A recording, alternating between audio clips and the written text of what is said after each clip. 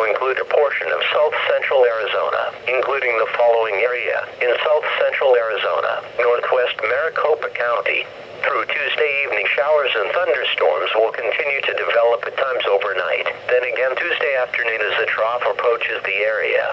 Some county and state roads may become water-covered and impassable through tonight.